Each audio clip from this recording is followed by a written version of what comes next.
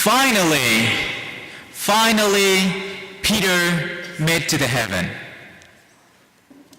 And he was entering the heaven. The archangel greeted him at the gate and said, "Welcome home, Father. Welcome home." And there's just one more very little thing that you have to do before you enter eternal life. Are you ready? Peter said, "You know that I'm a fearless man. I can do all things." The archangel said, "Well, good luck. So, Father, tell me only one thing that you consider the most impressive in all your days, that makes you worthy, makes you deserve to inherit eternal life. Just one thing that makes you deserve to enter eternal life."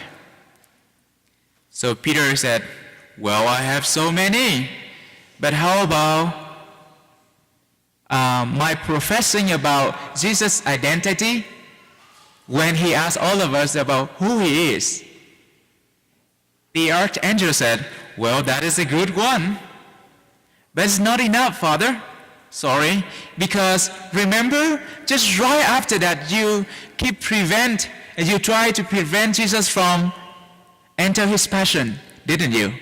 He said, "Yeah, I did." And he came up with a second thing. He said, "How about cutting off the ear of the servant of the highest priest?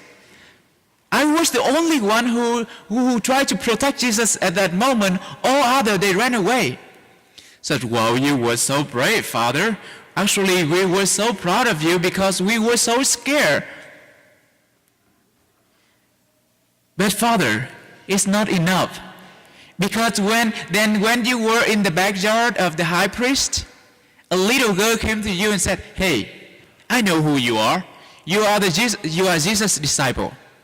And what did you do? You keep denying. Shame on you, Father. He said, "I'm sorry."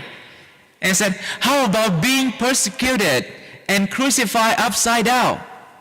Said, "Well, you were the first one being crucified upside down, but you are not the first one who died for Christ, Father.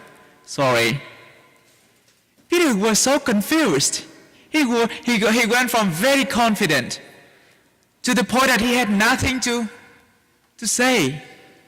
And he was so confused, he heard the most terrifying voice come from the pocket of the archangel. The voice like it. I am not sure that I can make it clear good enough, but I'm going to try.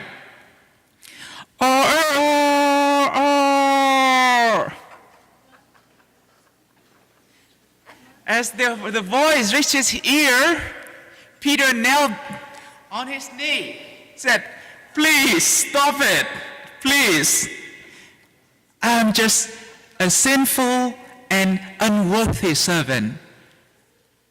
The archangel laughed from ear to ear and said, "Father, I'm sorry, I did not mean to set it up in that way. Actually, that is my ringtone from my cell phone.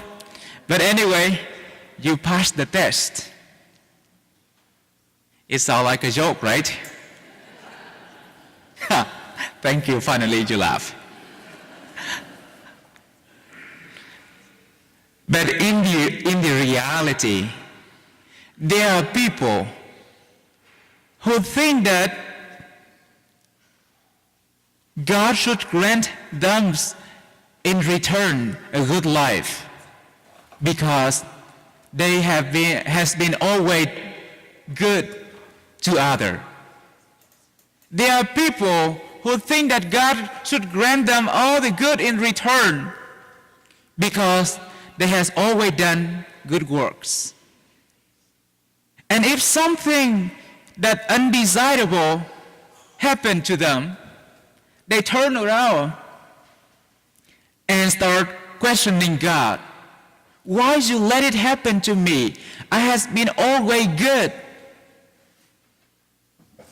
Always done good thing. Why you let those things happen to me? They complain God, why has not He rescued them from unwanted things, unwanted situations? And for these people, salvation is like a result that they think that they can earn as a kind of self-redemption. Redemption, salvation becomes something that they can do by themselves. That is come from, that they can earn by doing good work, by being generous, by donating many hours working at the food pantry or helping the St. Vincent de Paul and volunteer around. I don't mean a particular person in this community, don't get me wrong. But yes, and I wonder, that is also the attitude that the young man in today's gospel was holding in his mind when coming to Jesus and asking him about what he must do to inherit eternal life. He has done all good things. He observes faithfully the commandments since his childhood. In other words, he thinks he has done all the good that a man can do. With the human ability, he had done all the good. And wonder whether there's anything else that he can do, can practice, so that he can finally earn eternal life. What Jesus said to him, you lack only one thing. Only one thing. Go and sell what you have and give it to the poor, and you will have treasure in heaven. Then come and follow me. And the gospel said, at that statement, his face fell and he went away sad, for he has many possessions. What kind of possession does he have? I think it's not only about the wealth, also not only about being rich, but I think it's also can be all the praises, compliments, affirmation, all the good words that people have given him, that he has obtained from doing good things. He is so attached to them, to the possessions of wealth, of reputation, nobility. Since probably the wealth allows him to do things that make his name well known, and in return, he may perceive his wealth as the result of his good works. I have done this, so I got this in return. I had been good to people, so I deserve to have all the good. That's mine.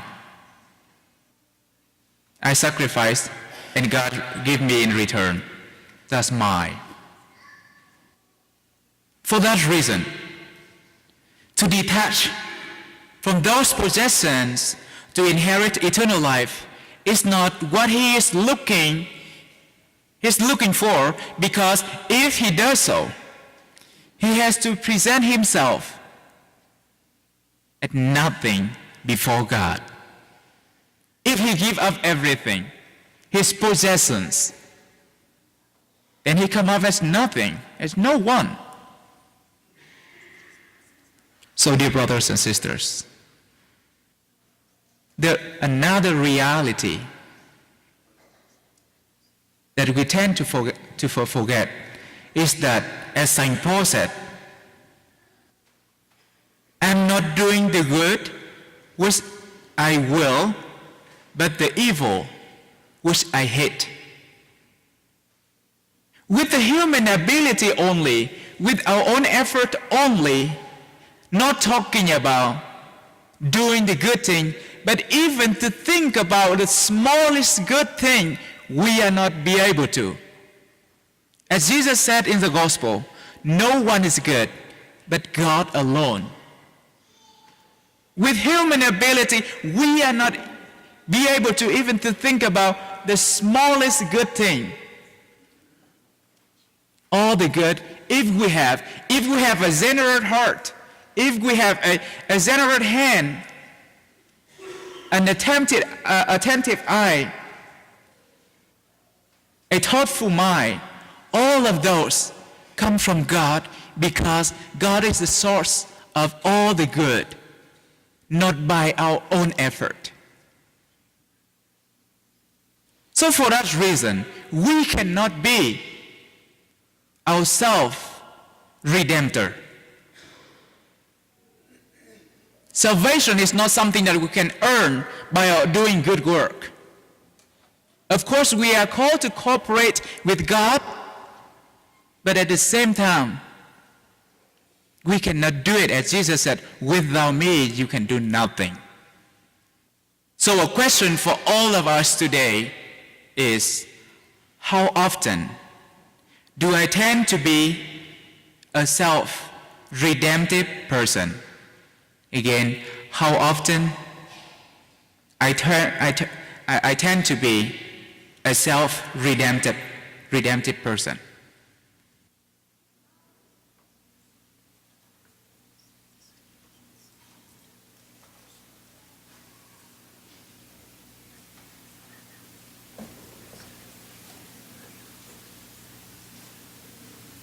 Now let us stand and profess our one faith. I believe in God, the Father Almighty, maker of heaven